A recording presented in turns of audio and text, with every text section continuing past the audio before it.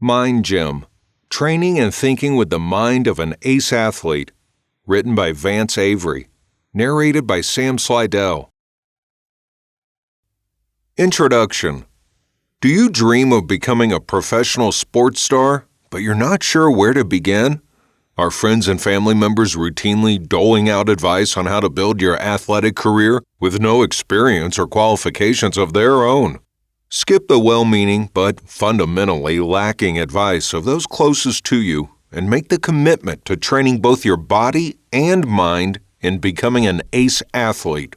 Ace athletes are professionals who have household name, non-sports lovers know them, carved a niche in professional sports. Like any learned skill, whether it be professional or hobby, becoming an ace athlete takes both innate talent and a want to study and further education. They already have the talent. They need the guidance to take talent to the next level, achieving permanence in the sports world and permeability to the mainstream. Not just win one competition, be a lifelong champion in the arena and in life. Ace athletes recognize the importance of winning this game, this hour. They want to transcend time, to become relevant for eternity, have meaning, win at life. This guide will reveal secrets to becoming an ace athlete in mind, body, and spirit. The techniques inside will enable you to embrace the lifestyle of an ace athlete and set you on a path to realizing your dream. More to being a super athlete than winning a game. Chapter 1. The Real Athlete. When most people think of a professional athlete, they envision someone tough, trim, and equipped with the latest armamentarium of their sport, the newest running sneakers, the latest fitness tracking device, and the biggest endorsement from beverage and protein snack companies. Without these physical beacons to prove one's athletic celebrity status, most of us have a difficult time identifying what is and what makes a true athlete. There are two different subsets of athletes in the world of sports. Athletic players are people we generally associate with the notion of a sport competitor. These people are clad in the latest and greatest equipment, sponsored and endorsed by big-time corporations, and are singularly focused on one ultimate goal: win the game. While it is accurate to view these players as champions in the making, they tend to lack the depth and understanding of what an ace athlete knows to be true. Breaking into the top tier and becoming a star in the world of sports requires more than just a physical fitness and aptitude for the game. It demands an all-encompassing devotion to the lifestyle. This unique fragment of the competition sports world may be small, but their actions and knowledge are worthy of contemplation and emulation by athletic hopefuls.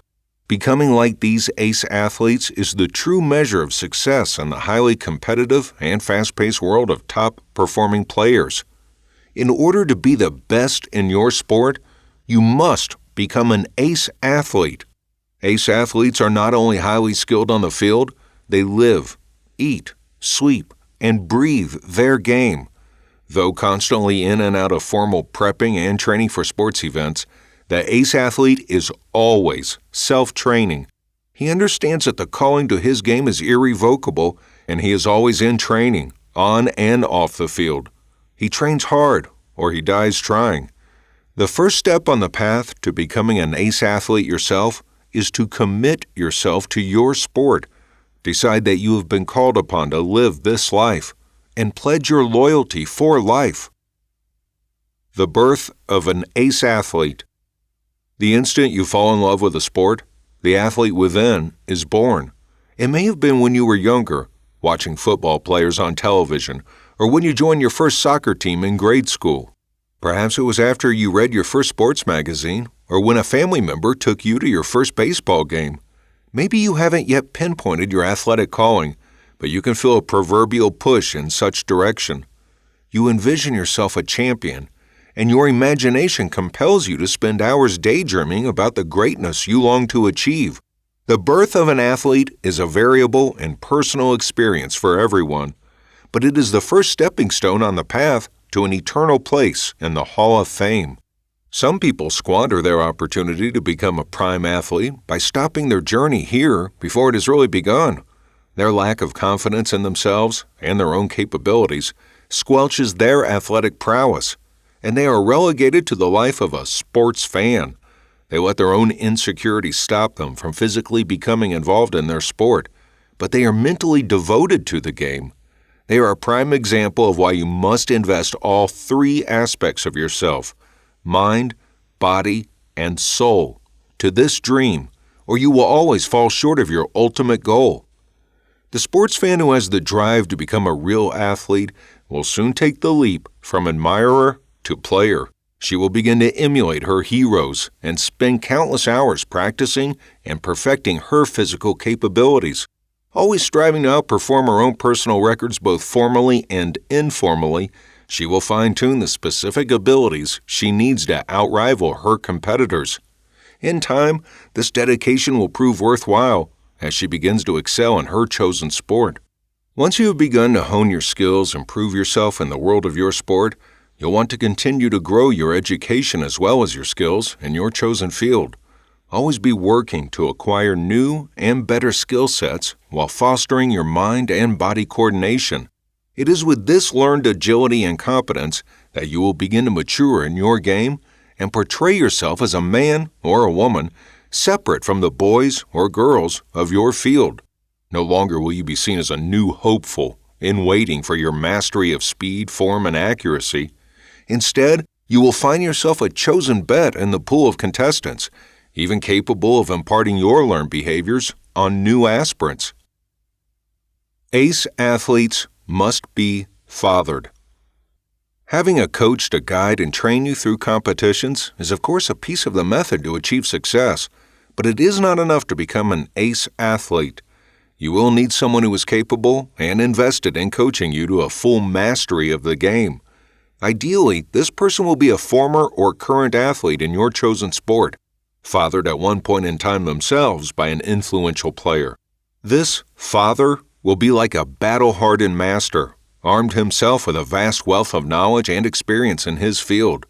He is not simply good or even great at the sport. He is the quintessential athlete and coach, both on and off the field.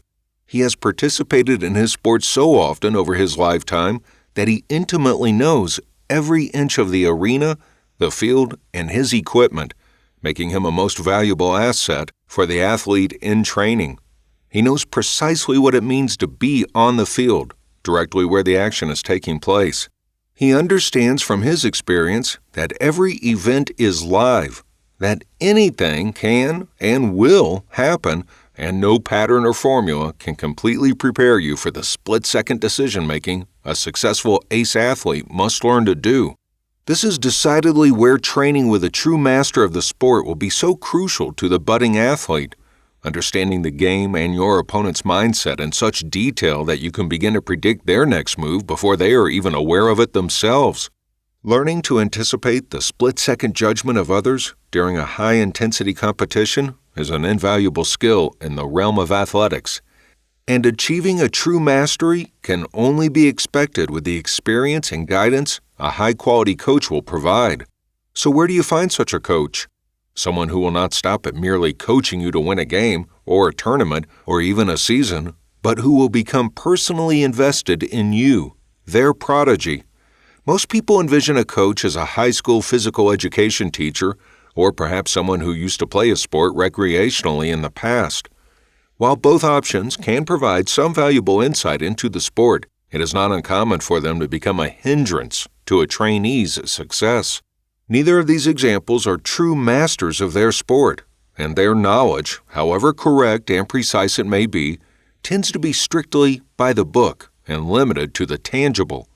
They can help you achieve proper form or understand the details of the game, but oftentimes they lack the experience to guide you in becoming instantly adaptable during any game day situation.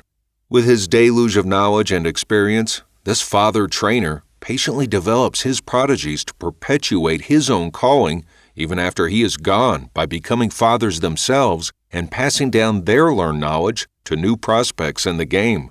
True champions are sculpted and developed through the transfer of wisdom and skills from coach to trainee, and not by undirected talent, no matter how great. You cannot expect to train yourself or buy yourself and rise to the level of champion. Likewise, you cannot expect to be trained by an amateur or by anyone other than a champion themselves and still reach this goal.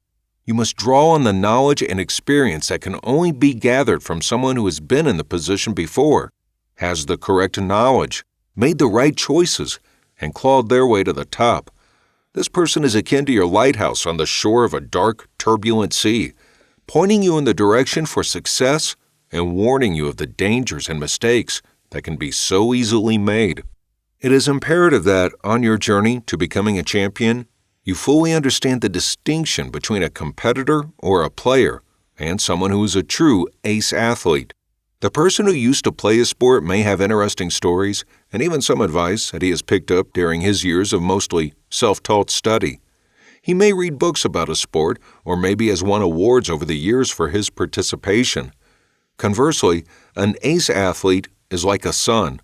He has been fathered by a champion who instills in him a complete and exhaustive comprehension of the game, the mindset needed to win, and a dedication to the lifestyle.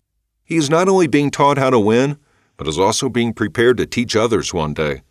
While a player points to worn trophies and medals as evidence of his importance and success, a true champion points to his network of mentors and trainees to prove his worth. An ace athlete not only rightfully claims to be a champion, but lives to develop champions as well. The philosophy of an ace athlete. You now understand that the drive to not only be a champion, but to also build champions is the difference that separates an ace athlete from an ordinary competitor. The quality of champions you create is dependent on the kind of champion you are. This mantra should always be at the forefront of your heart and mind. You must always be striving for perfection, to be the best version of yourself you can possibly be, so you will inspire others to be equally as dedicated. You must always be training, continually growing and learning to never compromise your own quality and the quality of the champions you aim to produce. You may wonder, how can you continue to excel and build upon your own training and the formation of others as you begin to age? You never age while training champions. Many retired athletes continue their career in training others by writing a book or even opening a gym. Here, the knowledgeable champion can bestow his wisdom and skills onto his trainees, effectively growing them into future champions. Through these alternate avenues, he is still training and excelling in his craft by educating others. These are the ace athletes who become legends, living or otherwise, by contributing to their sport during their lifetime, as well as leaving a legacy for years to come. By understanding and believing in this philosophy, you will ensure your title as a successful ace athlete. Without both pieces of your belief, your own success, and the continued success of others through you, you will not be able to cultivate the legend status that you seek. This guide will help you understand how to achieve this goal. Chapter 2. The Mind of an Ace Athlete. A belief in both the heart and mind are crucial to becoming an ace athlete. You must truly believe that you are meant to be a champion. This mindset will ignite a fiery enthusiasm in your training and performances. You are never to be satisfied with mediocre results because you are aiming to be the best. You are always equally concerned with both winning the current competition and raising the next champion to further your legacy after you are gone. Oftentimes, nationalistic countries like the United States and Russia, specifically the former USSR, will produce a breed of world-class champions like no other country. These athletes have been training tirelessly for many years, with the vision of Olympic success and greatness for their country in their minds. These competitors seem to be so fruitful because they aim to be champions themselves, with the goal in mind of bringing posterity to their country now and in the long run. These men and women generally aim to learn the secrets of their sport, making them the best candidate currently and paving the way for them to train new champions of such caliber in the future. The international athletes who display this mindset can be branded ace athletes. They begin their training under a master of their sport. They excel and beat records, even their own. They eventually become champions, and then they themselves begin training other up-and-coming athletes. However, not every international competitor is of the same mindset. Some are rather nearsighted, focusing only on their present situation and present goal, to win this game, bring home this medal, and become a champion this season. Once they successfully complete this goal, they return to their home countries to celebrate and retire. These winners may have even trained underneath real champions. They train hard and train to win, but they lack the foresight to really put the ace athlete's sportsman philosophy into practice. This mindset has a number of foundational components. You are not your own. You are not in training or even competing to build your own ego and fulfill your own dreams. It is not a singular purpose. You are on a corporate mission. Others have paved the way for you, and you will continue to blaze a trail for other champions who follow. Your trainer who fathered you, your trainees who have become your proverbial sons, and even the generations that came before and those that will continue after are all interconnected and dependent on you maintaining a level of excellence and dedication. This lineage has been lengthening with each successful generation of champions. Somewhere back in the line, an athlete mastered his chosen sport. He became a champion with a style all his own and effectively produced a secret formula of tricks and skills that led him to the great success he found. After his run was up in the competitive sports world, he began to select and train a new set of would-be champions. These new champions excelled, using the teachings of their master, and did in fact become champions themselves, possibly greater than their own trainer. This pattern has continued, and soon it became your turn to learn how to excel in your sport, and it will soon become your mission to pass down your knowledge of success to the next generation of athletes. The purpose of this transfer of knowledge is to continue to foster a particular style of success and winning in the field. This style differential is evident throughout every sport. Each nation, whether it be Filipino, Chinese, Japanese, or Thai, all have various styles of playing and strategies for winning in sports, no matter how closely their cultures may or may not be connected. Throughout the generations of masters and trainees, the style is fine-tuned. It develops and evolves, taking new forms as it becomes more and more expertly crafted with each new batch of champions. The style and skills of the sport are continually updated to meet the ever-changing demands of the evolving sport, the changing arena, and the fluctuations in style of other competitors. For this reason, you can appreciate how the culling of a true sportsman is a joint effort, a collective of individual champions and trainees through a lineage of the sport, all working together throughout the generations for the goal, to leave a legacy of success. This is evidenced by viewing, for example, a basketball team who competed 10 years ago and comparing their style to the new members of the team today. They frequently display similar competitive styles, and the link between them is evident through the manifestation of their training and skills. Another notable example can be understood through the study of boxing styles from various countries and regions. Often there may be a group of boxers with a similar training who rise through the competitive ranks to become undefeated for a number of seasons, in part due to their training heritage. Eventually, another group of fighters from a separate region will then adapt their skill set as a response to the reigning champions, and a new group of ace athletes is born. These are real-world examples of how crucial it is in becoming a champion to both cooperate with others as well as commit to your sport culture and lifestyle. Embrace the whole sport, its culture and history. An ace athlete not only wants to correctly and excellently play the game, adhering to all rules and regulations, but also wants to absorb the sport and its history, incorporating it into his lifestyle. In this way, the sport becomes a part of his person. He identifies with it, embodies it within his body and spirit, and becomes a champion physically and mentally through the sport. This dedication is evident in the participation of Eastern sports like karate, judo, and taekwondo by Western athletes. These competitors often behave in accordance with their Eastern counterparts. They adopt similar traits of discipline and patience, and adopt physical characteristics of the sport, including battle cries, traditional garb, and language. True champion players will commonly embrace the culture of their sport, incorporating and adopting its nuances into their lives. Religions, philosophies, arts, even the diet and language of their sport's respective birthplace. Some champions will even design their living and training quarters around a style or influence from their sport. It is even beneficial for an athlete to visit the culture of his chosen sport so that he may feel firsthand its influence on everyday life. These additions and modifications to their lifestyle have one ultimate purpose: to fully embrace his sport, enabling him to become the champion he knows himself to be.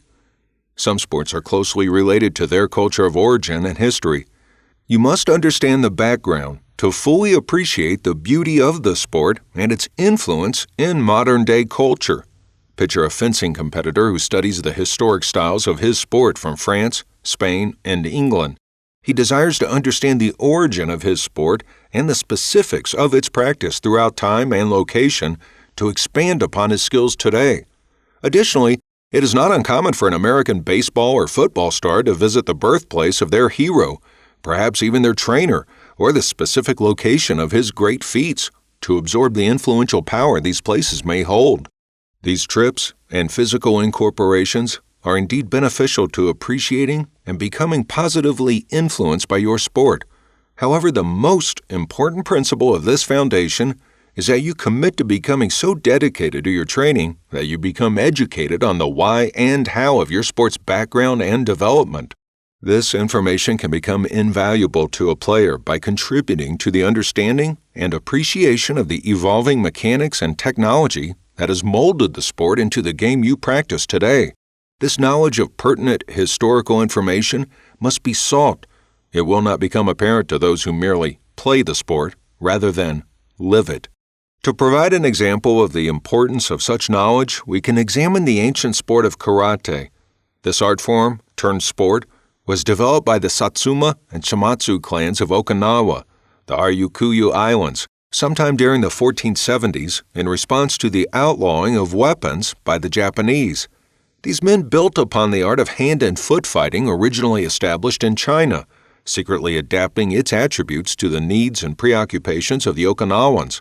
A modern-day champion karate competitor will benefit during his training from the practice of meditating on the birth of the sport and focusing on the purpose and dire need that it was derived from. He will understand why his limbs and the limbs of the fathers and champions before him needed to be as effective and deadly as material weapons of war. It is the confidence that originates from these long-held beliefs of karate that influence many athletes of a variety of sports to invest time in cross-training in the art of karate. They understand the benefit that the mindset of a karate champion can provide and desire to acquire this confidence and body coordination that will enable them to excel in their own sport. Karate can build confidence in an athlete by providing the understanding that if you are excellent when empty-handed, you will be invincible with the addition of your weaponry. In the sport of boxing, fighters are always training to perfect their knockout punch. During the 5th century BC, a Roman boxing and wrestler named Milo was the reigning champion during the peak of the empire. He was without a doubt the most notable boxer of his time, and legend has it, was able to carry whole calves as a boy and even grown cows as a man. He could kill a cow with one blow perfectly aimed and executed. Of course, in modern sport boxing, you do not have the intent to kill your opponent with such a use of force, but you do want to understand precisely how to develop an effective, single-action knockout punch.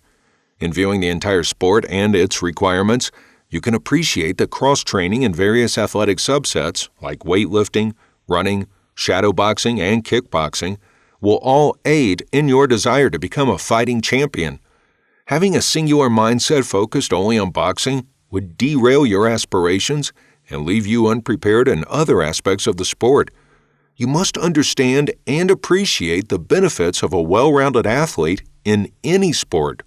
Continuing our examination of boxing, we can study the birth of sport boxing in Egypt around the time 4000 BC. During this era, boxing gloves were simply made of a thin layer of leather that draped over the hands, arms, and elbows. This enables us to infer that boxing is not solely dependent on the hands for success, but understanding the techniques that incorporate the forearms and elbows will only benefit your capabilities. In this way, you can begin to understand that becoming truly competent in any sport requires more than a singular focus on one facet of training. You cannot become a champion boxer by focusing only on your hands any more than a renowned brain surgeon can become proficient by the study of theory alone. You must intertwine theory and knowledge with practice, including your entire body and mind, in your training.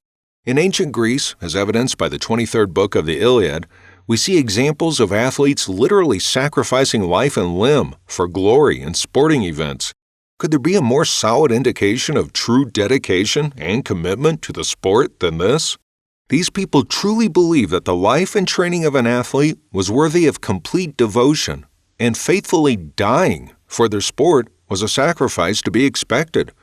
Of course, you were certainly not expected to literally die for your sport or the entertainment of fans, but figuratively giving your life over to your sport is a true indication of absolute commitment that will enable you to realize your dream of becoming a true champion. There is always room for improvement.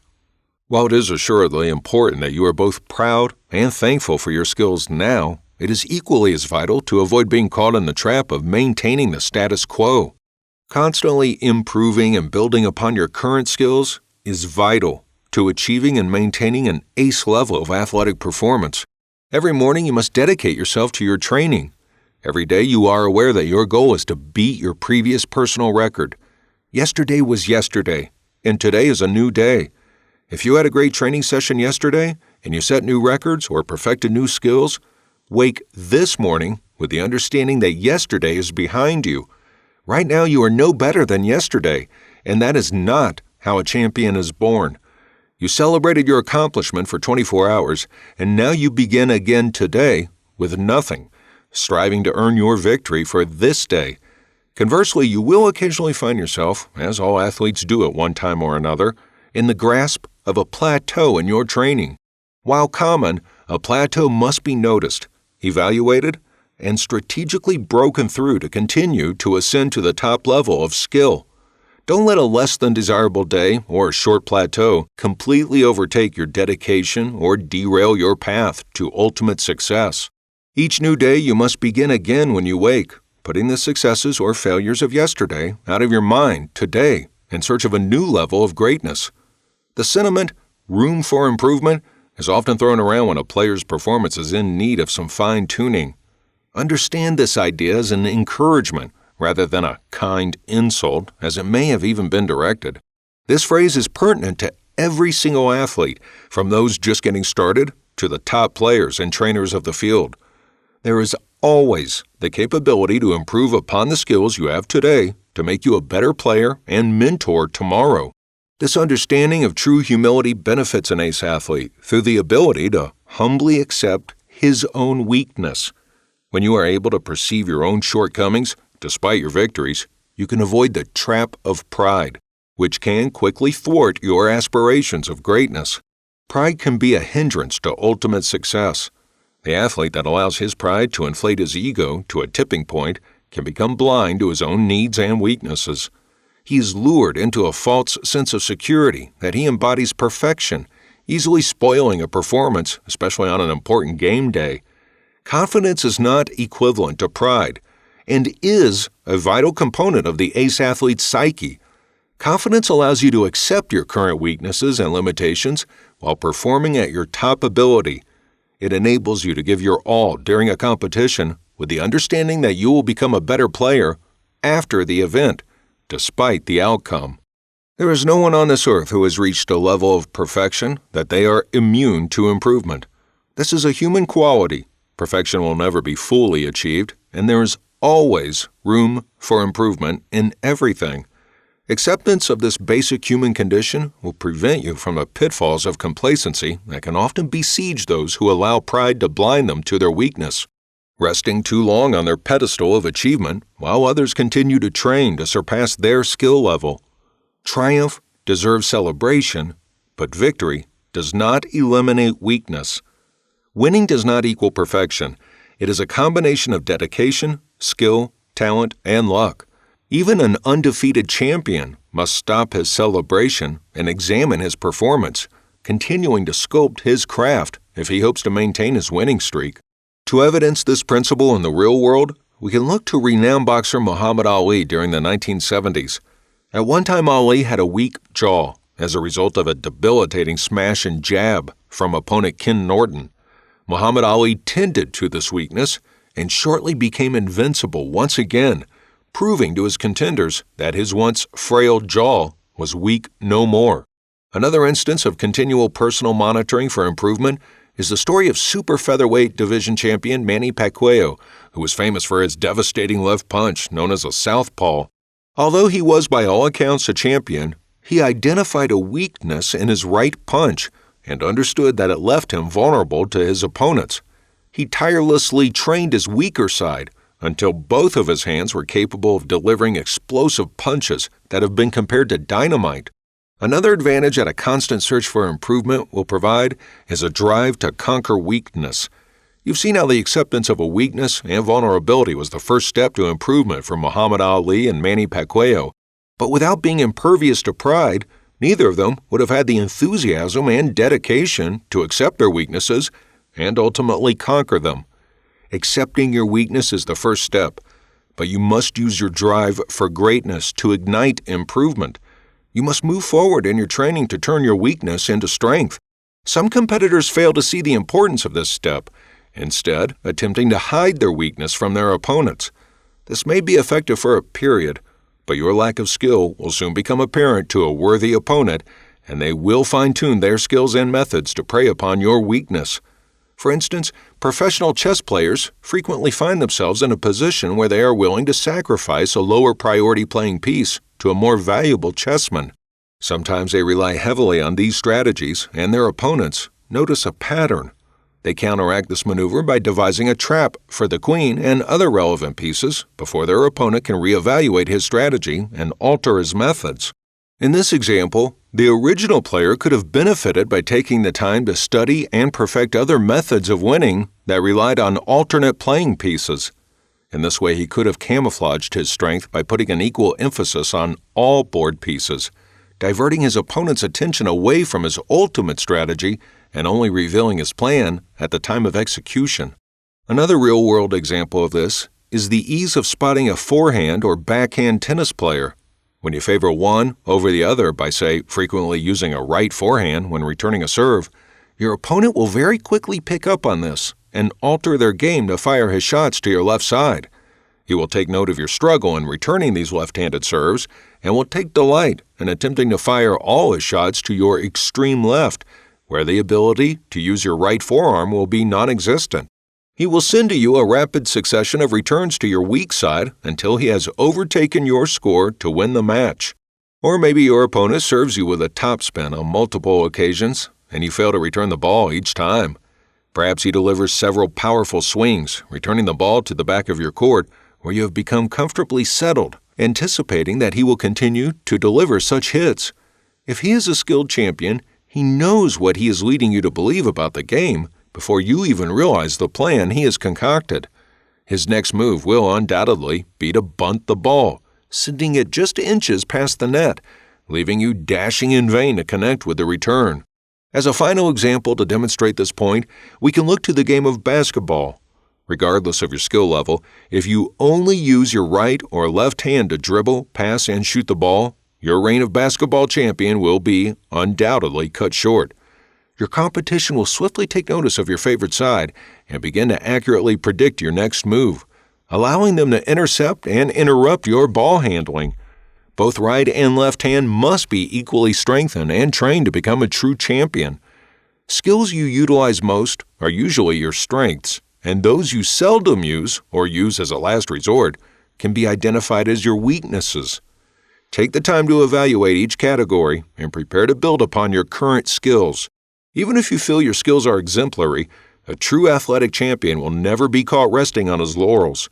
He is always looking one step ahead of where he's at and willing to put in the effort it takes to transcend to the next level. Unleash your limitless potential. The final foundational component of an ace sportsman's philosophy is the player's self-held belief that he is an asset to both his team and his sport as a whole. He vehemently believes that his potential is waiting to be accessed, to be fostered, and drawn out through his exhaustive and comprehensive training with someone who has mastered the sport. His capabilities lie dormant, like the flesh of a fruit covered by a skin that must be peeled away in order for the fruit to realize its true potential, to become edible. The thick exterior covering hides the sweet edible fruit within, and once removed, the true purpose and essence of the fruit finally appears. The scrumptious meat of the fruit nourishes those who take the time to expose it, while the seeds of the fruit can be removed and cultivated to extend the fruit's legacy and provide bountiful harvests for years to come. An ace athlete knows that within his exterior physique lies a champion. Through his training and dedication, he sculpts his physical body to resemble the beliefs he knows to be true in his mind. He strips away any physical hindrance that could impede the cultivation of his skills, until gradually, the champion in him fully emerges. Now he can reproduce himself within others by prompting them to draw on their own potential for greatness. The mere desire to win may enable you to become a champion for a finite time. This mindset will produce a temporary winner, someone whose immeasurable potential has not yet been identified and fostered into a lifelong champion. Your latent potentials will only be discovered once you understand and commit to your legacy of lifelong relevance and greatness, aside from the presence of competition. Some athletes sabotage their search for limitless potential by becoming singularly focused on becoming what they falsely understand a champion to be. They want to prove that they are the best, even competing against teammates to convince others of their talent and validate their need to be seen as individually responsible for victory. They wholeheartedly believe that without their presence, triumph would not have been possible. This obsession with winning in order to validate one's own self is not a quality of a true ace athlete. It is purely a selfish obsession, both destructive and greedy. It undermines teamwork because the sole motivation is to prove, I'm the best. This obsession can produce winners and overall wins for the team, but the false champion it produces is often the kind of player that is disliked by many. These people will attempt to make every score for their team, working very hard, but in turn becoming very demanding, hot-headed, and manipulative. They treat their teammates as background props for the show in which they hold the lead role, or oftentimes in their mind, the only role. These obsessed players will have no loyalty but to their ego. They approve of anything that will make them stars. Basketball is often considered a breeding place for obsessed players. It is common for one player to promote himself as forward, guard, referee, and even scorer all at the same time. These players would even take on the role of audience if they could, applauding all of their own feats. This obsession to prove self-worth is one of the more notable signs of immaturity, and this behavior can hardly be associated with the persona of an ace athlete. Ace athletes work for the common good. They will disperse all of the prestige they receive to their team, school, or country. They may prove that the style or technique of their father trainer is better than the rest, but they will never compete with selfish intentions. They will not claim to be the best because they work diligently to accept and overcome their weaknesses, and admitting weakness is something a non-ace athlete will not do. Ultimately, the mind of an ace player never strives to prove that they are anything other than an athlete who understands he must always train hard. Chapter 3. The Body of an Ace Athlete. The majority of sports require physical capability, but even the sedentary board game sports require players to have a healthy body. The human mind functions optimally when uninterrupted by body functions gone haywire. An unfit body can lead to the proverbial headache. Thus, ace athletes know the importance of a body perfectly fit for their particular sport. Different sports require different body forms and conditionings. The muscle groups to be engaged vary with the kind of sport you are engaging in.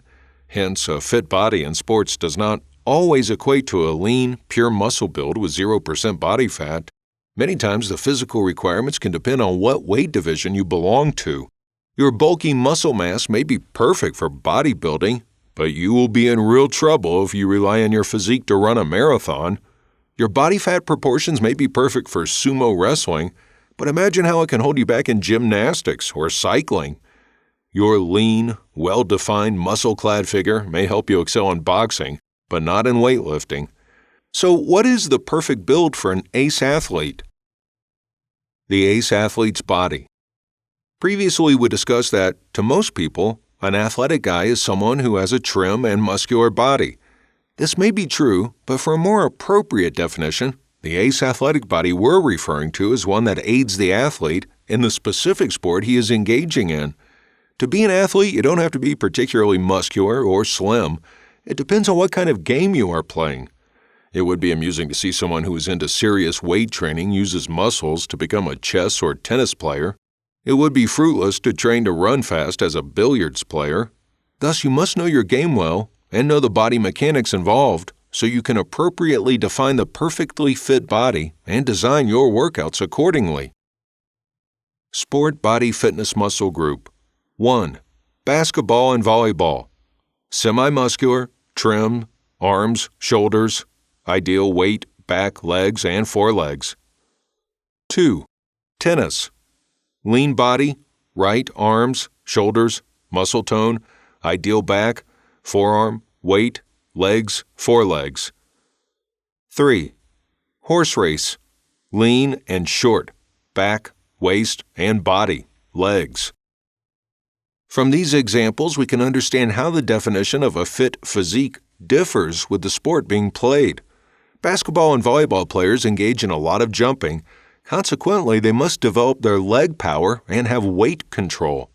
Their bodies need not rely heavily on muscle because minimal muscle power is needed for ball handling and pushing and pulling actions.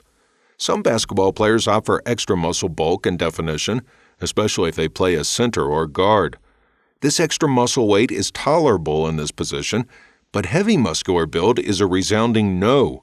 Tennis players do not frequently jump, but they are required to be able to make sudden body shifts that rely on explosive leg and foreleg muscle contraction and expansion. These sudden body and weight shifts, to produce sudden and constant movement during competition, require a lean body that is easily supported by the legs and hips. Unlike basketball that seldom uses an explosive arm, shoulder, and back action, with the exception of during a fast break, tennis demands constant full arm swings and circles and rigid muscle tensioning at all times, requiring much work of the shoulder and back muscles. In horse racing, the horse carries the brunt of muscle punishment, but the rider must be short and lean in order to lessen the burden on the beast. The rider also must control the horse, which requires muscle power in the arms, forearms, hips, and legs. A lean body also minimizes the shock a rider must endure when the horse is halfway down the whole stretch and galloping at full speed. The rider often has his buttocks raised from his seat to minimize shock, and his body weight plays a pivotal part in the ability to maintain this position. Being active in a sport does not always equate to building big and powerful muscles that nearly tear open your shirt. You can be smaller or larger, lean or trim, lighter or heavier than the ideal stats, and still be an ace athlete. General and specific workouts. Whatever sport you participate in, be it mainly physical or mental, you must work out to become an ace player. Even if you feel you don't really need those well-defined or bulky muscles, if you aspire to become an ace, you must work out. The workouts listed below can serve as a general checklist for anyone striving to become an ace athlete. Athletic workouts are either general or specific in nature. General workouts. General workouts may vary in intensity depending on the urgency or type of sport you are participating in. They may be heavy or light. Heavy workouts tend to include the works, weights, aerobics, and gymnastics. They are often used in preparation for an upcoming sporting event. Weights lifted by both hands must be approximately half of your total body weight to be effective. This, of course, is dependent upon how physical your sport is.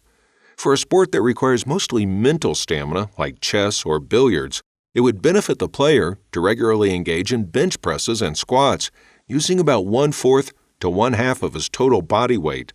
For example, if you weigh 70 kilos, you will use 15 to 30 kilos during your training. For dumbbell training, you will use between 5 and 2 kilos in each hand. You will want to concentrate on repetitions. If your sport is mainly physical, you may want to use heavier weights. These are simply suggestions to help you understand the concept that you must be engaging in regular weight training. When training to become an ACE athlete, you will want to do these things under the supervision of a competent professional with the blessing of a physician. Push-ups and pull-ups are an essential part of gymnastics. Gymnasts use these exercises during calisthenics. They can also be considered an exercise in weight training. These maneuvers are ideal for both physical as well as mentally challenging sports. They offer enough strain on your muscles to provide a result without overworking them unnecessarily. Like weight training, these up exercises are also done in sets of 4 with a number of repetitions per set. For example, you may do 30 push-ups, rest for 1 minute, and do another set of 30. Increase the number of sets as your endurance increases. Many ACE athletes are capable of doing 120 push-ups with a 1-minute rest between each 30. Aerobics is an excellent way of improving your blood circulation. Whether it be a physical or mental sport, oxygen and blood circulation throughout the body is vital.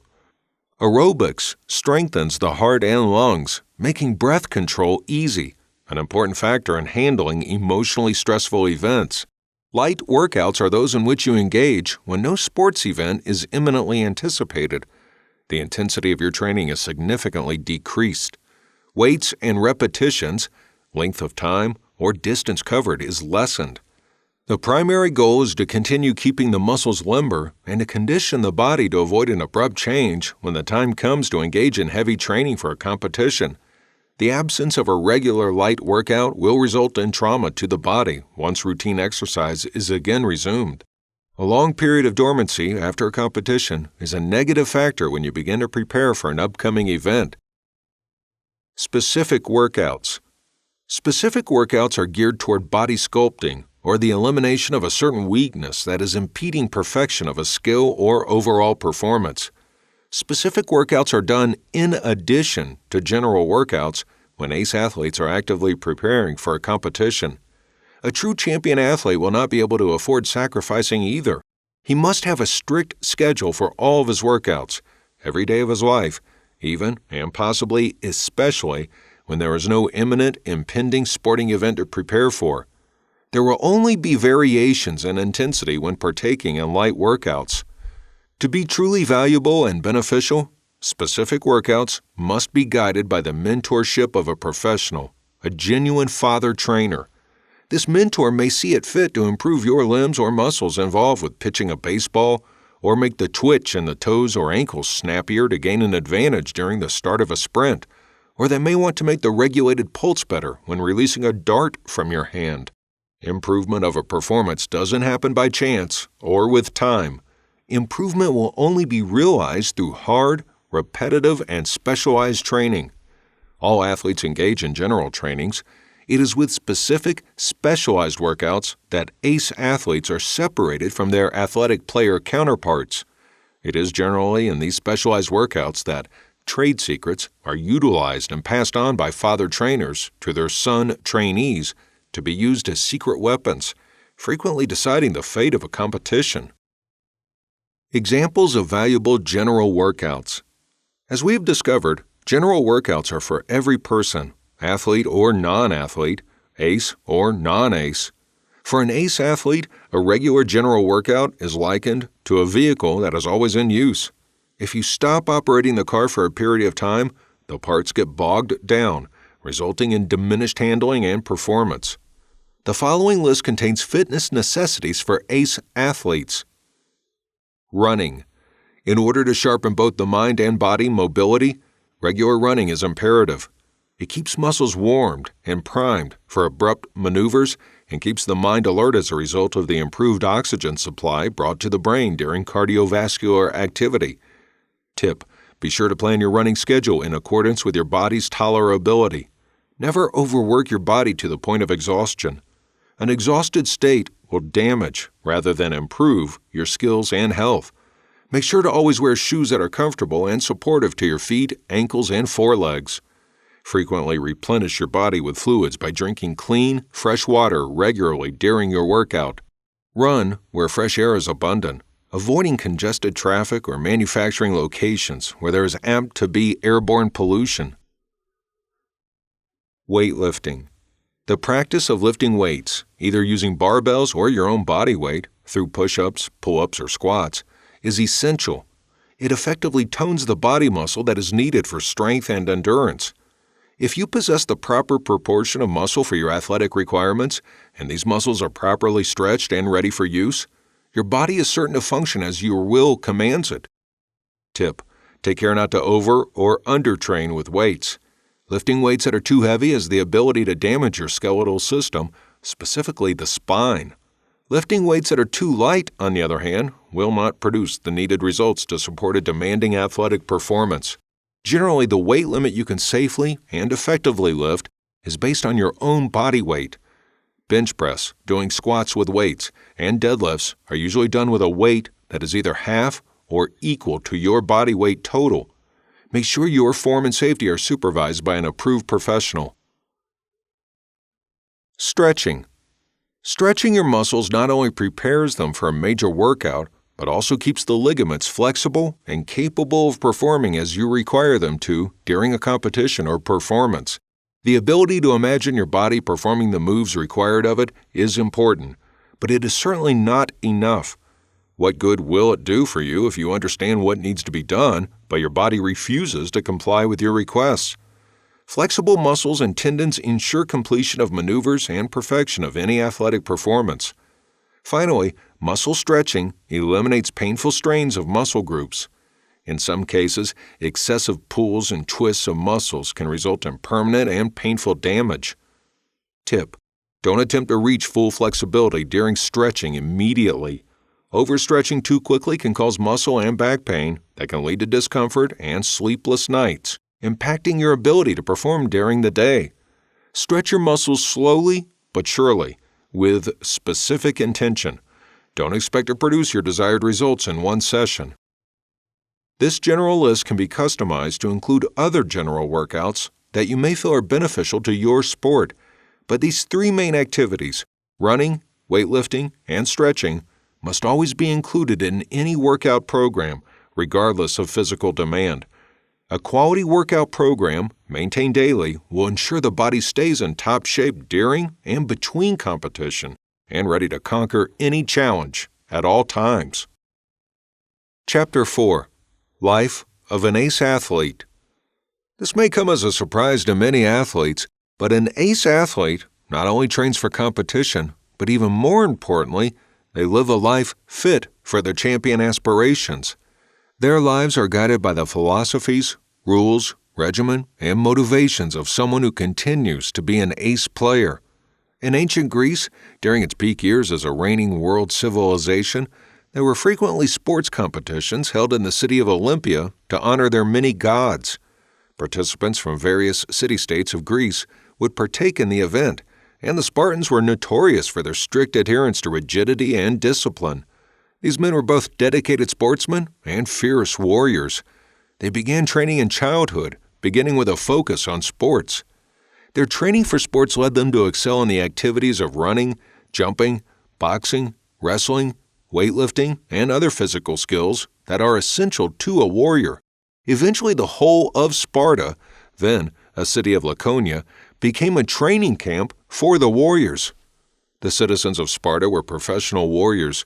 According to Greek history, children were removed from their families at the age of 7 and placed in strict training under state control. They were simply raised and trained in barracks, frequently enduring difficult and strenuous conditions. In the city, there was even an oval created to serve as a racetrack known as the Dromos. Here, Spartans took part in strenuous foot races and other athletic competitions. The earliest record of champion athletes traces back to this ancient Greek civilization, during the time when it was a federation of city-states. These Spartan ace athletes viewed their entire lives as a sport in training, and they saw their training as a way of life. They began their training in childhood and grew up to become competition winners as well as battle-hardened warriors. This structure of life became a state law and employed the father and son system of tutoring athletes to perfection that we aim to model today. They were so intent on producing winners, it is said that children who fell short of required physical capabilities were brought into the wilderness and left to die. In modern times, ace athletes need not train for war, nor leave incapable children to fend for themselves in the wild, but they can emulate the more positive traits of the Spartan people. They lived a life aimed at being ultimate champions. The 4 factors that influence the lives of ace athletes. The daily lives of ace athletes are founded on 4 basic elements that ensure, maintain, and improve their sportsmanship quality. 1. Life philosophy of ace athletes. A philosophy is your concept of truth about life. Every individual has their own philosophies that apply to every aspect of their own lives. You may have your individual understanding of finances, religion, family, work, leisure, and hobbies, like sports. An ace athlete does not treat their sport as this small aspect of hobby life. It is life. Viewing life as a sport is a commitment, and you must commit everything to it. In childhood, where this commitment usually begins, you realize you have a strong affinity for the game. Others around you may comment on your call to the sport. When playing, others can easily see your knack for the game. Usually in junior high school, the calling intensifies, and finally the sport infuses into your entire being, and all of life begins to revolve around it. Your college courses, future job, future wife and family, future business endeavors, future office, future residence, etc., must all fall under this career sports calling. Every decision and your general direction in life begins to be based upon your calling in this sport. Even your rights and privileges as a citizen, including your opinions and ideologies, begin to be shaped by your sports-driven outlook. You choose electoral candidates who have sports, specifically your sport, included in their political agenda because you are sensitive to issues that may impact your game, and you watch how your sport is being promoted by your local government. You also begin to envision your family in a similar way. You believe you should have an athletic wife and children, a house with a small but impressive gym, and an office where a number of your trophies and medals will be displayed, along with useful training devices. Even your family's wardrobe will be stocked with the latest in sportswear and accessories. Next, you will focus on your diet. Real ace athletes adhere to a healthy diet, not strictly for health per se, but for the benefits a healthy diet will have on their sports capabilities. They form rigid health beliefs and principles for preparing their foods, including what to eat and what not to eat. You begin to surround yourself with people of similar caliber, making them your friends and associates. You may even join clubs with a focus on your sport, or befriend the shop owners where you frequently buy sports equipment. Your personal library will be stocked with books and CDs about anything and everything related to your sport, among other beneficial subjects. You keep abreast of the latest news on your sport, both locally and internationally, and even keep relevant clippings from newspapers and magazines, putting together elaborate albums of this information. This lifestyle instills in you the very heart of the sport you love. Figuratively, the sport will become you, and you will become the sport. When people in your circle encounter your sport in their conversations, they will undoubtedly mention your name. This lifestyle may sound unconventional, but it is true of a real aficionado. Ernesto Presas, a world-renowned champion and Grand Master of Japanese Kendo, Karate, Judo, and Arnis, established an enormous training resort that will include a world-class museum of martial arts.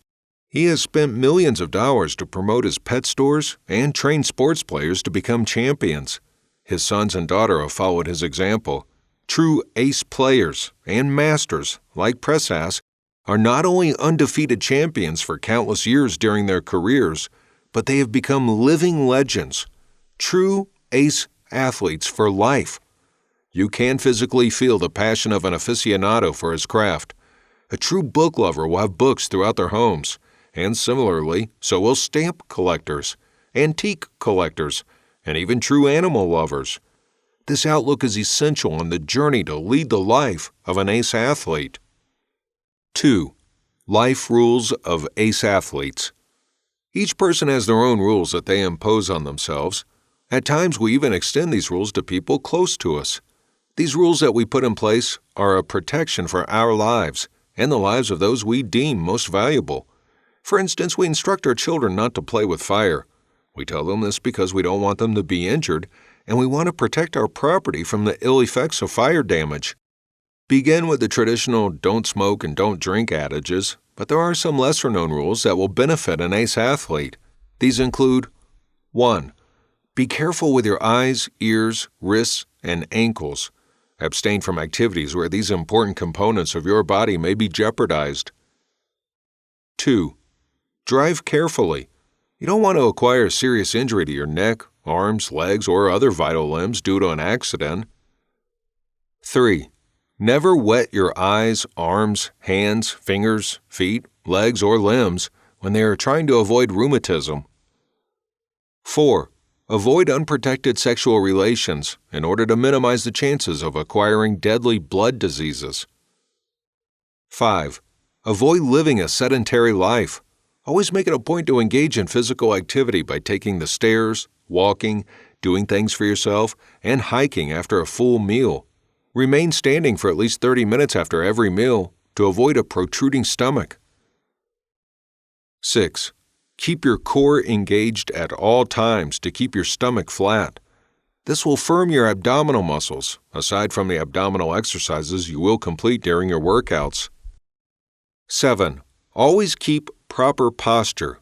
This will deliver a well-proportioned body and will even burn some cholesterol in the body when coupled with an engaged core. 8.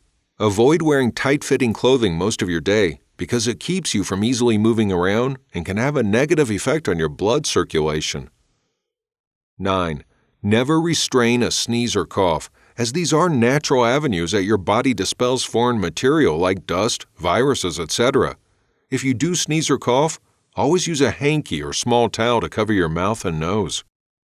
Learn to decline unnecessary social invitations. Never busy yourself with activities that do not further you in your quest to achieve ace sportsmanship, especially nightlife. Your main preoccupation should always be training, researching, and staying healthy. 3. Life regime of ace athletes. An ace athlete follows a routine for daily life. He completes his training schedule, which takes top priority over all else. All other endeavors take a back seat in the daily life of an ace athlete and are only considered once the daily training routine is completed. Although frequently hectic, his rigid routine does include breaks. He provides himself with periods of rest, taking pleasure walks or trips with loved ones. He meditates in order to relax his mind and body.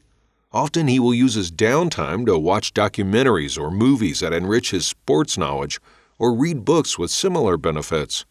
After the limited and calculated rest, he diligently and wholeheartedly resumes his training. Ace players train and keep up their schedules, rain or shine. Only an injury or ailment will prevent them from training for a period of time. Even during this recovery time, their sport is ever present in their mind and heart. Dai Xiaolong, a black belt champion recognized by the Hall of Fame in California, was once confined to his bed as a result of a serious spinal injury in the 1960s. His physicians advised him to permanently leave his sport if he ever expected his spine to heal. For 6 months he was bedridden, fitted with a spine correction apparatus, and during this time he wrote a book, drew sketches of techniques and maneuvers, and even conceptualized a film about his sport. As soon as he felt comfortable, he began training once again, against his doctor's wishes. He was soon back in the arena, answering challenges from his top contenders. Nothing could stop this ace athlete from fulfilling his athletic call. The following is an example of a daily regimen of a popular ace boxer in the United States when he is not preparing for a competition. He awakes at 4 a.m. and runs for 2 hours, sideways, backwards, and in swift zigzag patterns. He throws hooks and jabs in different directions while running. Then he visits the gym where he lifts weights and does abdominal exercises. He shadow boxes, plays with the speedball, and works out on the punching bag. He then spars for 4 partners for a few rounds. The entire workout routine requires almost half of his day. He believes that this rigidity in training is a necessity, so that during actual combat, your body will move fluidly and obey every command you ask of it. Your own will both judges and concludes situations, and your body must be able to immediately respond when your mind sees, decides, and commands it. An ace chess player must compete against various challengers regularly, as well as study the moves of popular players and opponents from previous competitions. While he masters his craft, he must also learn to control or hide his temper, excitement, irritation, impatience, and nervousness, because revealing these emotions to his opponent may be to his disadvantage. If his foe is able to discern what irritates him, he may capitalize upon those things to interfere with your focus during a match. A mastery of maneuvers and self-control, including the ability to perfect your poker face, takes a long amount of time and daily practice, and the right workouts will keep you healthy and free from the detriments of illness. 4. Life motivations of ace athletes. What runs your life? What whets your appetite for life? What can motivate you to partake in something out of the ordinary? If you are not an ace athlete, selfish ideologies or fear would likely be the motivating factor. Let's look at some examples of improper life motivations for ace athletes. 1. Fear of making mistakes. This is among the top incorrect motivators for many people from all walks of life. Most people are determined to do their best because they are terrified of making a mistake. Often they will falsely believe they can protect their image and dignity by avoiding errors. Ace athletes also do their best and aim for perfection, but they do not fear mistakes. They readily embrace them and are determined to do better the next time around. Those who fear error will never be able to discover their full potential because they live within their comfort zone or stop striving to be better once they have won. They fear that they may forfeit their athletic achievements if they continually reach higher. Ace athletes are not afraid to lose any title or award. They are not seeking seasonal or momentary trophies, but desire to conquer weaknesses and pass on their strength and knowledge to others. 2. Fear of losing. Another reason that people tend to stay within their comfort zone is related to the fear of losing. An ace player strives to win, not just for themselves, but for their team, sponsor, school, company, or the next generation of players. They are also fearless in defeat. Defeat is a revelation of a previously overlooked weakness that may not have surfaced without the defeat. Although painful, defeat is another chance at a breakthrough for an ace player. Most often, ace players are distinguished by their selfless attitude during a game. They do not desire winning or fear losing. They want to face the battle the best they possibly can.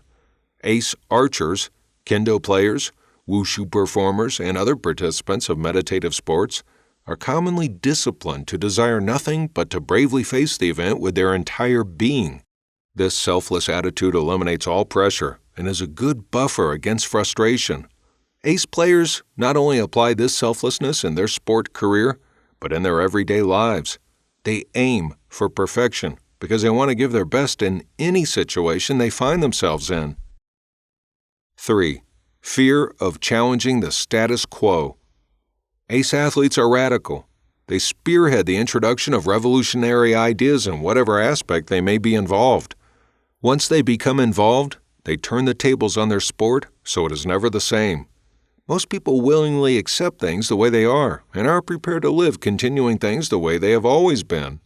Imagine how the world would look if there were no new challengers that dared to question the existing order. Billiards was once dominated by Western players, until a new crop of Asian participants made their way onto the scene.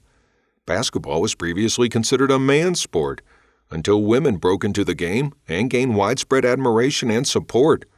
Strictly because a team has been reigning champions for years is no guarantee that they will always remain unbeatable. Most newcomers don't dare to challenge the veterans, but ace athletes find thrills in the challenge and are more inspired when up against a strong opponent or undisputed champion. They aim to prove that no one person or race holds a monopoly over the power of the game. There's always someone who will have imagination, perseverance, and guts than the present title holder. This person trains to establish a new style or technique that is better and more effective than the current best. 4. Self-conceit. To emerge into the arena only to prove you are superior to all the other players is one of the worst motivating factors in sports. It is quite common for sports to be a venue ripe with racism and sexism, not to be confused with nationalism, simply the love of one's own country. What nationalism is not is using your sports platform to promote the belief that other countries are inferior to your own and aim to humiliate them. This is an example of extreme nationalism. Racism and sexism have a similar intent, to treat another as inferior and humiliate them. Ace athletes do not compete to prove anything, except that they train harder than others do. They understand the simple fact that others may someday be more skilled than even they are if they give the sport more training and dedication. Sometimes an ace athlete will compete to demonstrate that their style or technique is superior to another, but with the understanding that this does not make them a better person, nation, or gender. How an athlete trains influences whether or not he wins, not his race or gender. An athlete also knows that in life, every individual has an opportunity to win, and it is merely dependent on how hard one tries. He lives his belief that he does not belong to a supreme race or gender. He simply trains harder than others. 5. Good luck. Ace athletes do not believe in luck or accidents. They believe in choosing their own destiny. If you want to win, you must train to win.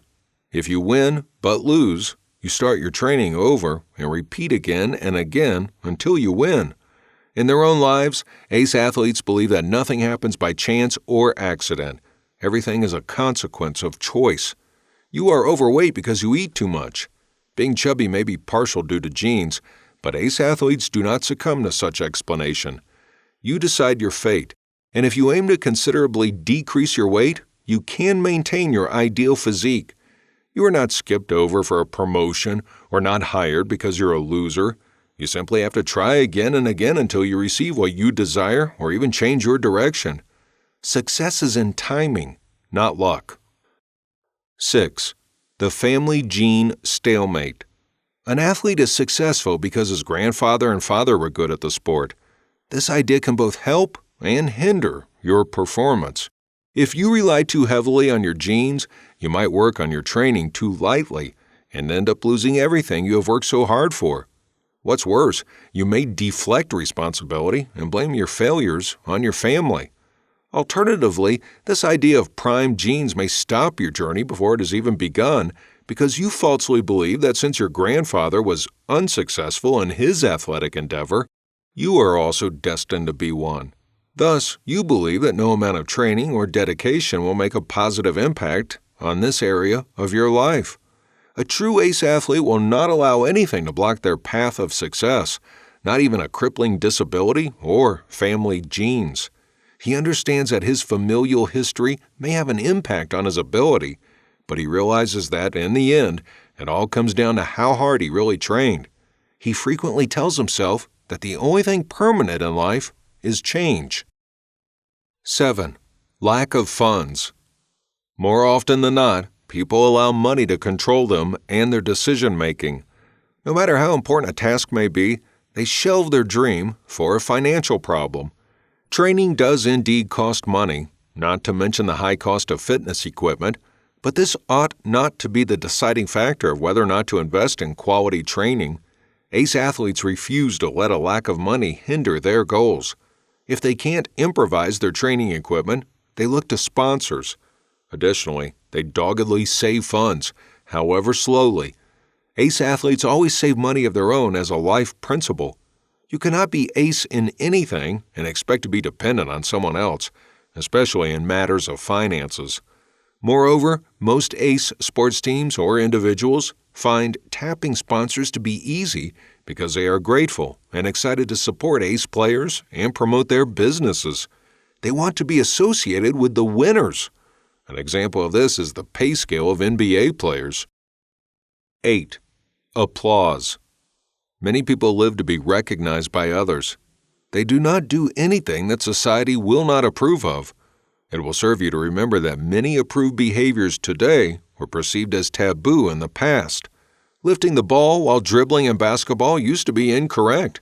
The use of barbells was believed to hinder your performance in weightlifting because the extra muscle mass they built would restrict the movement of your other limbs during alternative physical activity. Cross-training in sports was never heard of until kinetic experts discovered the value that being proficient in a wide array of sports could add to one's main focus. A long time ago, science had no place in athletics. Sportsmen in ancient Greco-Roman times did anything they possibly could to train themselves, including lifting and boxing cows, and consumed anything they believed would add to their bulky figure. Every once in a while, a new team of athletes would appear and introduce new and better ways of training and playing that may have even been rejected and mocked by others. There is a record during the reign of Nebuchadnezzar of a group of young Jewish men who beat Babylon's best scholars and athletes through their alternative diet of only vegetables and water as opposed to the king's food and wine. No matter how hard the Babylonian diet officials opposed their food preference, the boys persisted and ultimately proved everyone wrong. Ace athletes do not concern themselves with how the majority view them. They will always try a new way of doing something. There are many other inappropriate motivations that may hinder your ability to transcend from athlete to ace. The proper motivations governing an athlete in training and in life are vital to sustain an ace athlete's designation. Motivations that are practiced every day become automatically applied in any situation you find yourself in. This enables you to face challenges smoothly without needing to stop and assess each situation and the appropriate outcome. Often a minute of delay can spell win or lose in the realm of championship sports. Chapter 5. The Unseen Needs of Athletes. Professional athletes are often very well cared for, especially when preparing for a tournament. This being said, there are quite frequently some important areas of needs that are overlooked or neglected that will impact their ability to perform at their peak. Good coaches and trainers see these needs and carefully monitor them, but they are easily missed by others. The following is a checklist of some potential overlooked needs of the ace athlete. Physical. 1. Breakfast. Athletes, and everyone else, should rely on a great breakfast to begin their day. It is incorrect to believe you can function optimally by skipping breakfast. Some people believe that skipping meals is a fast track to losing weight, but experts have discovered that extreme calorie restriction has little to do with weight loss and may even have the opposite intended effect. It is proven that eating 3 moderate meals a day is the answer to effective weight loss, and that eating carbohydrates and fats, macronutrients, in moderation while focusing more on vegetables, fruits, and nuts, micronutrients, is highly effective.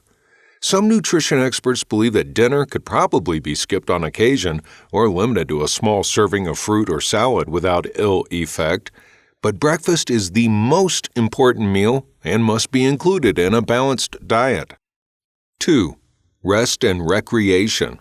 All work and no play makes everybody, not just Jack, a dull boy or girl.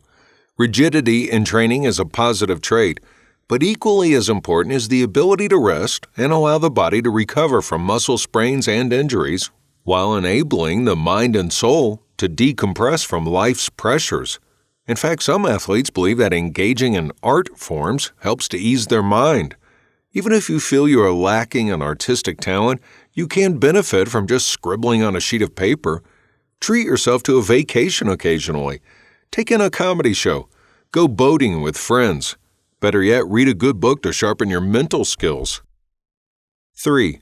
Sense of humor. Hard training is vital and can be enjoyable, but it's different when no one is laughing anymore. It has actually been reported that athletes have died during training, not because of a physical ailment, but due to the intense pressure they are under becoming too much for their hearts to handle.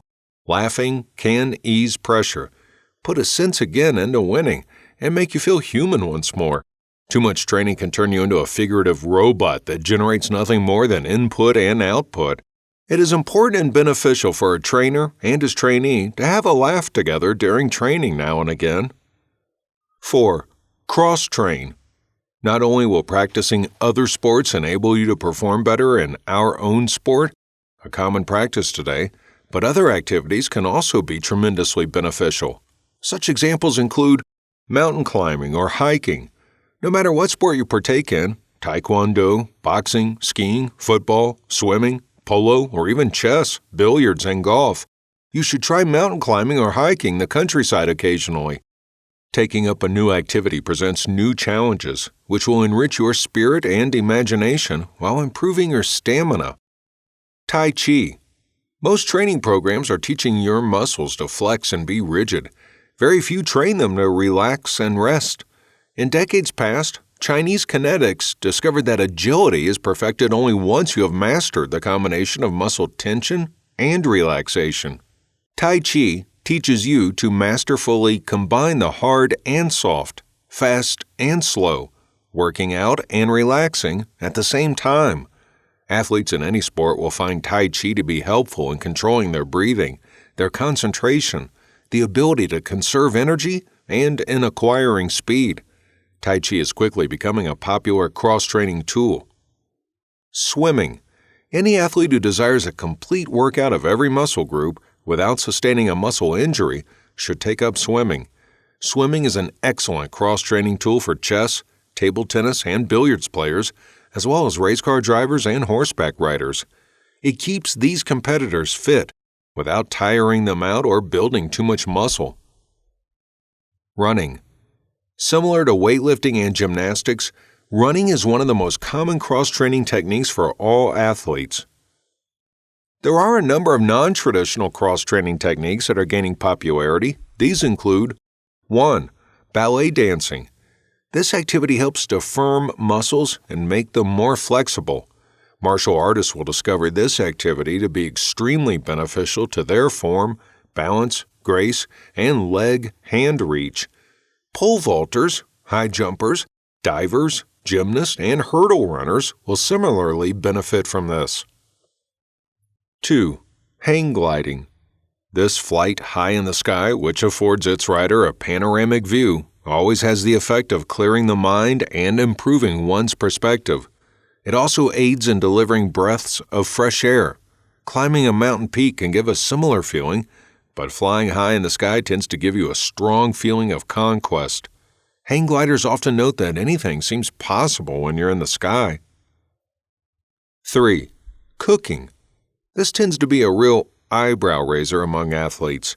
Expertly preparing elaborate dishes, the more foreign they are to you, the better, helps your accuracy, timing, organization, focus, and judgment in the arena of your own kitchen. Athletes who make cooking a part of their routine also report improved logic and good taste, of course. 4. Carpentry and making crafts. These activities can help your mind and hand coordination. It is an exercise in problem-solving that uses intelligence and hand skills. Ancient civilizations sometimes had warriors that were also metal or wood artisans. Carpentry teaches teamwork and cooperation and strengthens your will and your patience. 5. Fishing. Either deep sea or by the river, freshwater fishing, fishing affords you a relaxing escape while still keeping your body at work. While you're relaxing on the water, you're also sharpening your senses and judgment and getting in a gentle workout to boot. Physical needs of a trainee are not always addressed in rigid training schedules. Some needs must be met outside of the gym in non-athletic venues. Some needs, on the other hand, are met during rigid training and still need to be followed up on by a father trainer with other avenues of improvement. Mental. 1. Intellectual needs. Many people think that athletes, especially really good ones, are unintelligent. Of course, some athletes may have dropped out of school in order to pursue full-time athletic training, but many athletes manage to finish their schooling and even end up as professionals. Some of these athletes even end up as champions, providing their educational institution with the highest honors. Some athletes will shift their focus in schooling to education and may major in physical education to try to sway the opinion that they lack intelligence. This may not solve their perception of being seen as unintelligent, however, because many people do not associate a physical education professor with being an intellectual, even though many are very smart. Athletes will do better to finish their formal education, and their father trainer should make this a requirement on his checklist for his son trainee. The father trainer should personally see to it that his trainee stay in good academic standing and ensure he has enough time to properly focus on his studies. If the father trainer is himself a college graduate, he will have a better understanding of the demand placed on his trainee. Some people may at first be intimidated by the workload this belief will instill upon the coaches. For him to be responsible for following his players, school stats, and keeping him in good academic standing. If a trainee has found a worthwhile father trainer, he will see that his trainer has the time to personally invest in his ability to further his education. All ACE athletes must pursue their intellectual training. If school has become out of reach, he must resort to other means of obtaining information, such as books, courses, tapes, and CDs, and homeschooling through the internet. Intellectual training is very much a part of being a well-rounded athlete. 2. Mental needs. The mind frequently becomes overwhelmed with many needs and concerns, and a jumbled mind is sure to be a hindrance during a competition. Players tend to ignore their mental needs, not knowing that it can have such a great impact on their physical performance. An ACE athlete needs to understand how to free his mind from worries, especially during a game. Setting the mind free takes some practice, and the ultimate goal is the ability to have a clear mind on demand, or even better yet, to have a clear mind at all times. A free mind allows the body to perform its art. A free mind desires nothing. It doesn't dwell on winning or losing. A mind that desires something automatically leans the spirit in one direction or another, often becoming stuck there consciously or otherwise. Once the desire to win, or a fear of losing, becomes present, the mind is bothered by options, and a mental shackle keeps the focus too narrow and decisions too mechanical. It is something like a mind that wants to spell the word acknowledge, and when the hand begins to write it, automatically starts an A and follows with a B and a C, and has a difficult time understanding that C must come after A in this instance. This mindset takes too long to finally spell the word correctly. A free mind is able to write anything without even thinking about it. This person thinks, so what if I misspelled a word? That is the purpose of an eraser. With thoughts such as this, the task of writing becomes smooth and free-flowing. It ceases to be a spelling job and becomes instead a composition. Similarly, the competition ceases to be a win-or-lose situation, but instead presents itself to the athlete as a drama where he gets to write the script and the plot if he so chooses. Bruce Lee, an internationally acclaimed and undefeated ace athlete and actor, once wrote in his book that a state of nothingness can give an athlete the full authority on the whole play or drama that the competition has become, and the ability to write the script and decide the plot. A story writer assigns roles to characters, but does not concern themselves with winning or losing. In this sense, an athlete should learn to let his mind and body flow with the present situation during a game. This freedom from the desire to win or the fear of losing will give his soul approval to compose rather than compete. We will discuss the topic of freeing the mind more in depth in Chapter 6. Spiritual. A player's spiritual needs can be compared to their mental needs, but much deeper. The spirit is where an athlete's courage and stamina, among other things, are developed. The mind and body may be weakened by exhaustion, but if the spirit is strong, it can command both to gather the strength for the final stretch of action in the decisive round.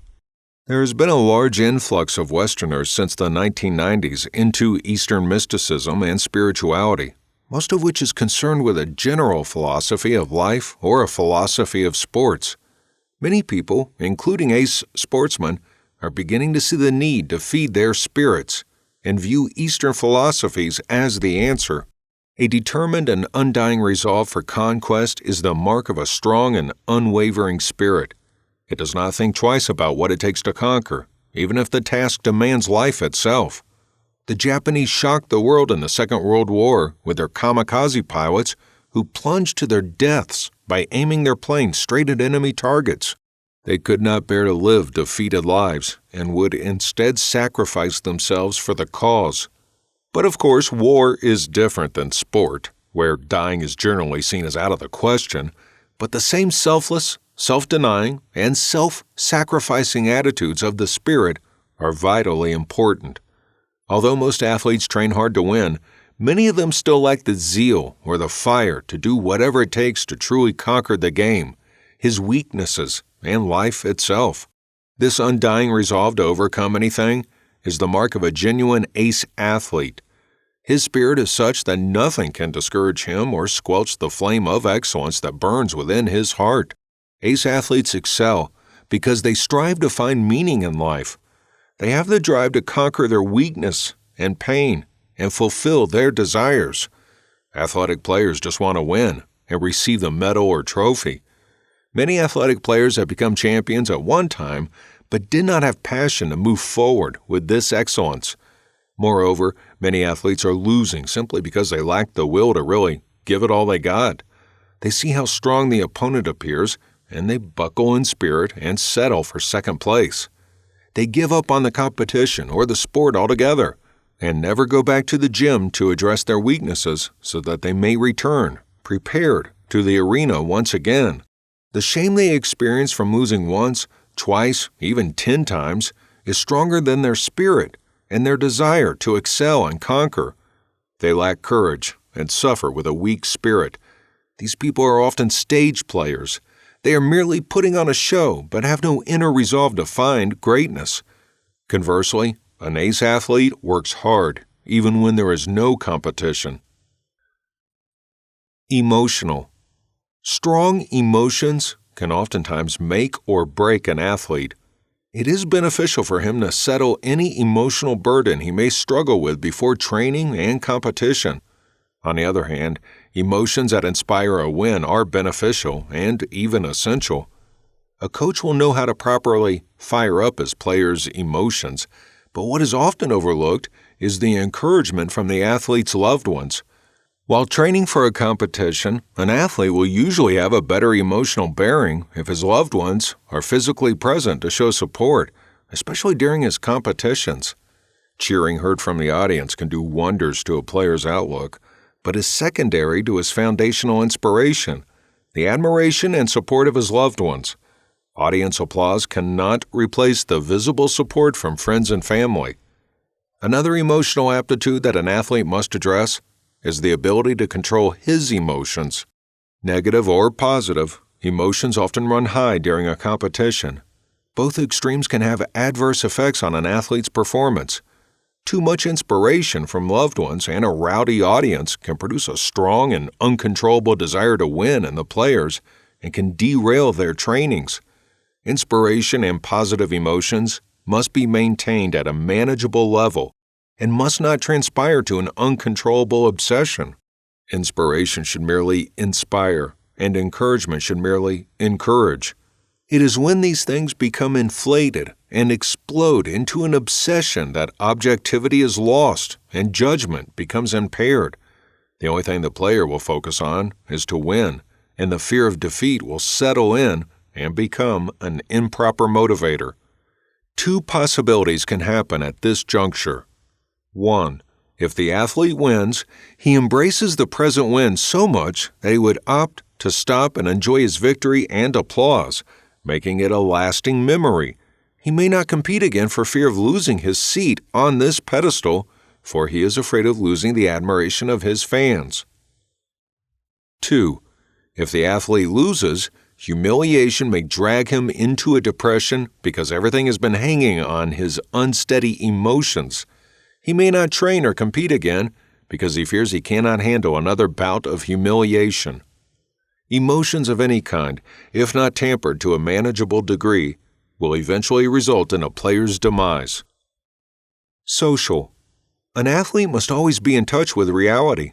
If he stays confined to his regimen of training schedules and gym practices, exposed only to his coach and teammates, he is apt to form a false sense of self and view of his team. He might deceive himself into thinking that he and his team are the best, with no real-life basis for this belief. When competition day comes, he will be delivered the shock of his life when he is faced with a team equally as dedicated to winning as himself. The rigors of training often require an athlete to forego the ability to stop and check in on others in his sport. It is beneficial for him to monitor other players to see their skill level, their training activities, and even to befriend his opponents and their coaches to ease tensions during a game and learn all he can about his competition. These interactions can help an athlete form a realistic view of himself and his teammates. He can then determine where his strengths and weaknesses may lie. Muhammad Ali studied the fights of his competitors in person and in film prior to a match. You can even collect clippings from magazines and newspapers about events and stories pertaining to your sport to broaden your knowledge on the subject. This will keep you open-minded and updated in your field. This chapter should have given you the view that ace sportsmanship does not only depend on rigorous workouts. It is multifaceted and includes all aspects of life. The player has many needs which must be looked after, some of which we have discovered are not specifically athletic in nature, but just as important. Many athletes tend to overlook these needs and end up paying the price. Chapter 6. Secret Ways of Honing Sports Skills. The secret power of your Achilles tendon. Jumping. Dependent sports such as basketball, volleyball, high jump, and diving, and sports that require your toes to have a firm grip of the ground like sprints, tennis, relay, and gymnastics, all depend on training that strengthens the legs and forelegs. These are traditionally held views that are beginning to be challenged by modern kinetics. We are beginning to understand that the Achilles tendon needs strengthening even more so than the legs and forelegs. This ligament is found directly behind your ankle. When you jump, there is a link between your heel and toe and the area of your leg and forelegs. This is the Achilles tendon, connecting your heel and calf muscle. If you desire to jump to high levels or have a firm grip of the ground through your feet, you must strengthen this tendon. Leg and foreleg exercises such as squatting with weights and running will not develop your high jump and your foot grip. They will help you to stand firmly and shape your legs, but will not benefit your abilities in the way that a strong Achilles tendon can. There are a few ways you can strengthen your Achilles tendon. Squatting with a barbell while standing on your toes or on the balls of your feet. Even more helpful, you can perform these squats while standing on a firm edge, like a stair, on your toes, with your heels suspended off the edge of the stair. Be sure to have a spotter for safety. Another option is to stand with your feet apart. Next, jog sideways in place on your toes, placing your entire weight on the sole of the foot in contact with the ground. When you are on the sole of your left foot, tilt your body slightly to the right and raise your right leg behind you. Then swiftly shift to the sole of your right foot, being careful to never let your heel touch the ground while tilting your body in the opposite direction. Your left leg should be raised behind you.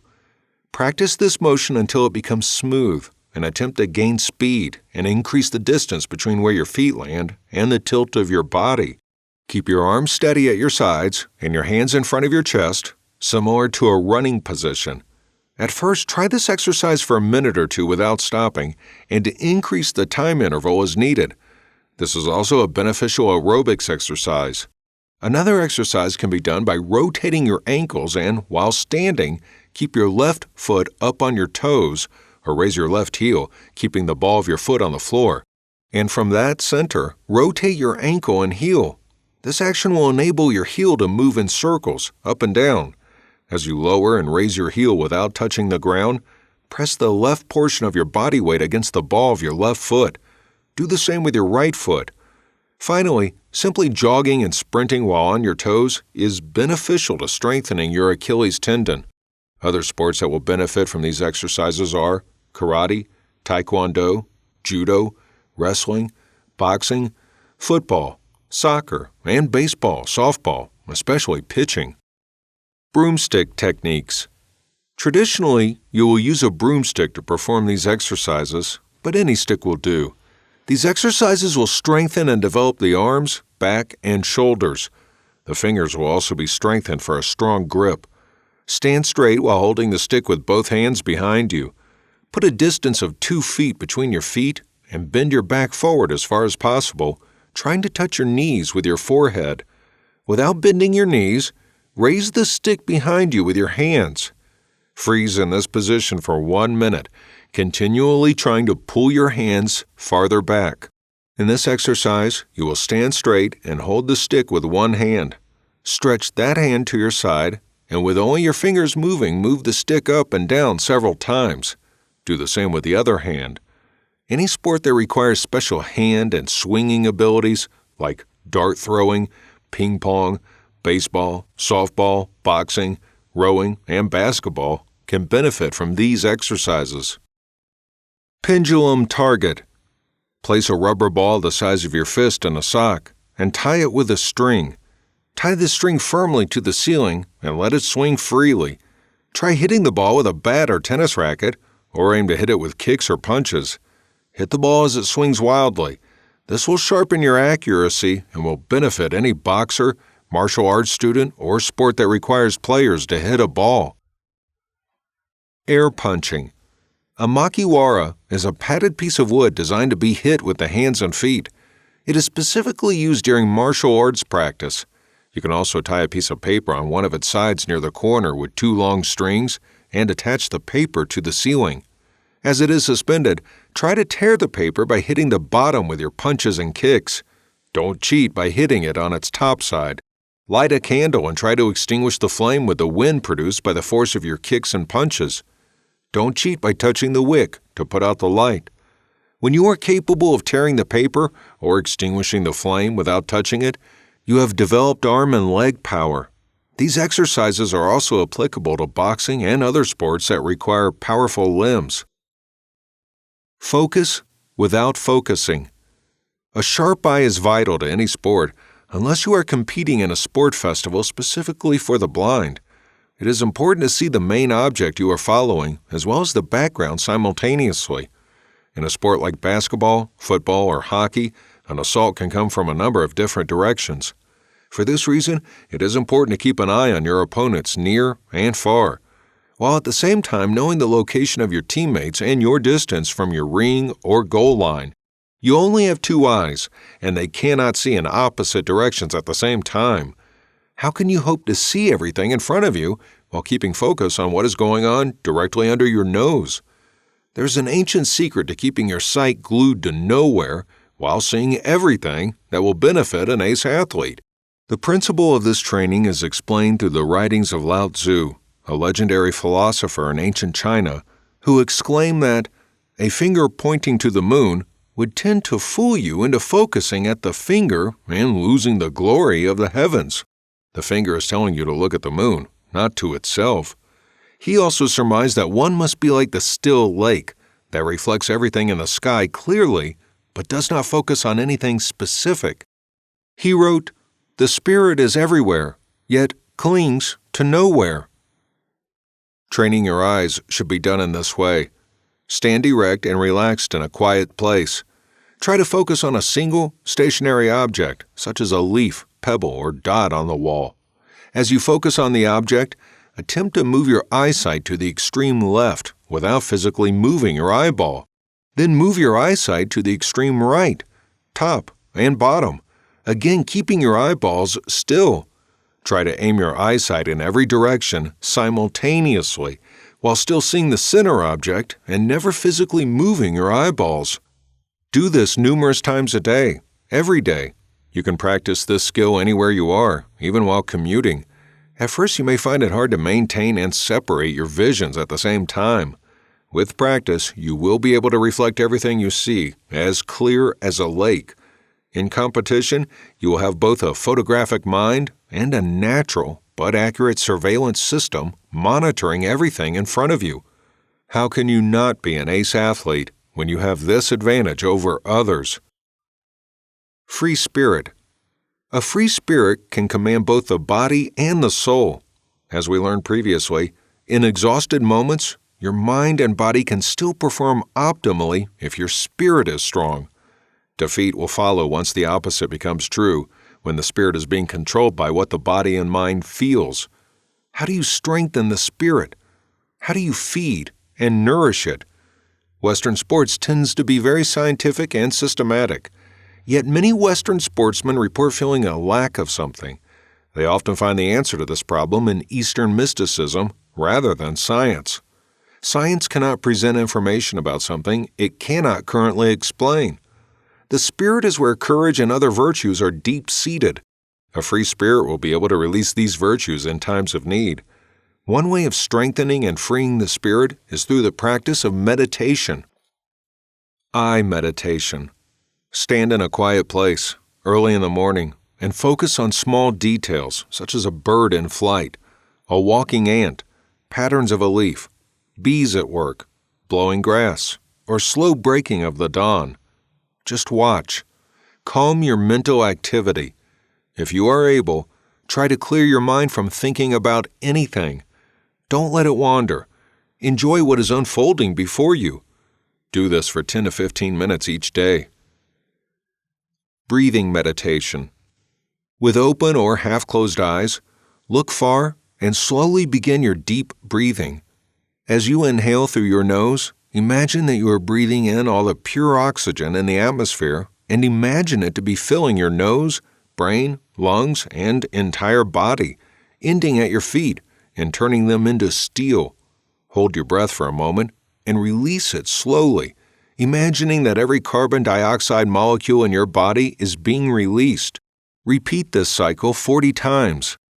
Eastern monks of the past are said to have had strong spirits due to prolonged meditation practice. One legendary figure, Bodhidharma, was said to have traveled on foot from India to China through the Himalayas using meditation to overcome such a difficult task. He was able to make his spirit strong in order to overcome the weakness of his body. In China, he was said to have become a champion in all the athletic challenges he was presented with. It may just be a legend, but Buddhist monks in Chinese and Japanese monasteries were always well known for their perseverance, courage, and stamina while performing athletic feats that made them invincible in actual battles. Training in water. Submerge yourself into neck or chest-deep water and attempt to kick, jab, and swing your arms rapidly. Try to run in the water to strengthen your limbs. Foothold. Most sports rely on the legs, and it will benefit you to develop real leg power. Even golfers use their legs' ability to twist and stand firm. In general, it is always important to learn how to stand properly. The foothold is a simple leg exercise that will have you standing like a wall of steel if you practice it regularly. Stand erect, keeping your legs apart, about 2.5 inches wide. Bend them slightly at the knees so that you appear to be riding an invisible horse. Make sure your bottom is out, back is straight, and shoulders are relaxed and drooping evenly. Look straight ahead and attempt to meditate. Put your hands on your waist and evenly distribute your body weight to both feet, focusing on the heels. Take care not to place too much weight on the toes. If you find yourself doing this, it means you are leaning forward with bad posture. Practice this stance for 1 minute and then increase as you can tolerate. The restrained blow through the mouth. A heavy workout generally keeps you puffing and gasping for breath. Expanding the lungs will enable you to ease your gasping and extend your endurance by preventing you from running out of breath. To expand your lungs, inhale deeply and blow forcefully through your mouth while inhibiting your exhale by limiting the exit of air. Do this by opening your lips slightly and drawing your lower lip inside your mouth, creating a small gap between your lower and upper lips. Through this gap, blow and exhale as hard as you can, narrowing the opening even further so that your exhale creates a ballooning effect on your cheeks and upper lip. The 9 secrets listed above are terrific techniques by which to hone your athletic abilities. They are simple and require no equipment, and anyone aiming to become an ace in sports can do them. Conclusion. Every trade under the sun has secrets, and in this book, we have revealed several important and effective tactics for excelling in sports. They have been used in secret by both trainers and trainees and have been continually praised for their effectiveness. If religiously followed, the secrets divulged in these chapters will produce extraordinary athletic skills. However, this is not the end. Most importantly, you have learned to adopt a life perspective that will not only enable you to be an athletic champion, but also a life champion. Ace athletes are champions in sports because they are also champions in life. Temporary champions will work out hard for a season and then take a break the rest of their lives to celebrate the victory and the memory of their win. Ace athletes train constantly to always improve upon themselves. They are likened to an ace businessman who will not close shop just because he hits break even after selling for 1 month. He will sell and sell until the last breath of his lift, and he will even pass his knowledge and techniques down to his sons and daughters to carve a niche for his family in the business world.